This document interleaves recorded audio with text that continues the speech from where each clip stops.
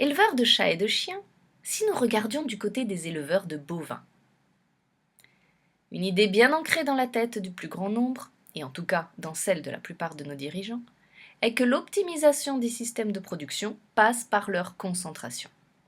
Par exemple, les fonctionnaires du ministère de l'Agriculture en sont persuadés. Les progrès en élevage canin et félin passent par la disparition des petits éleveurs, rapidement catalogués amateurs, au profit de grosses structures concentrationnaires. Pourtant, ce n'est pas aussi simple. Et l'observation de ce qui se passe en élevage bovin devrait porter à réfléchir. Il existait un peu plus de 400 races d'élevage bovin au début du siècle dernier. En réalité, le plus grand nombre d'entre elles ont complètement disparu, et la recherche de la productivité systématique a conduit à ne plus élever et sélectionner qu'une douzaine de races au plus. 12 étant en réalité un chiffre très optimiste, les races effectivement présentes sur notre territoire étant plus proches de 4 que de 12. Avec un problème sous-jacent que les biologistes honnêtes ne peuvent manquer de souligner. Un tel appauvrissement du nombre de races correspond surtout à un formidable appauvrissement du potentiel génétique de l'espèce.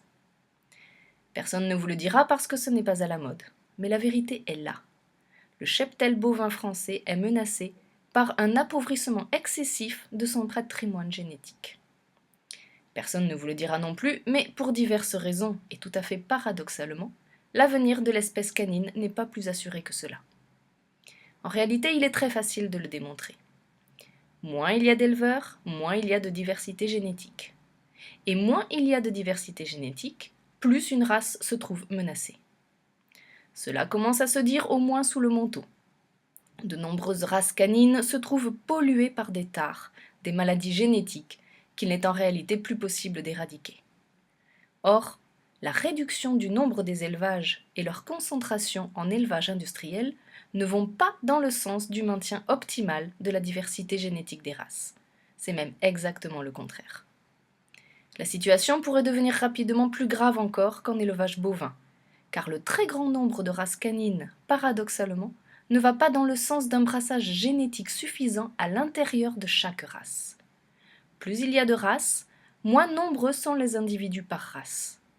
Et si une race n'est plus élevée que par une poignée d'éleveurs, on peut prévoir un accroissement rapide des niveaux de consanguinité, notamment par le fait d'une réduction certaine du nombre des étalons réellement utilisés.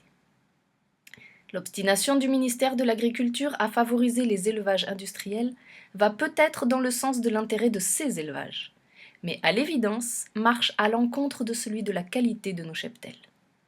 Des structures plus petites ou très petites sont mieux à même d'assurer un niveau optimum de brassage génétique. N'hésitez pas à nous faire part de vos remarques sur ce sujet. Merci de votre attention et à bientôt.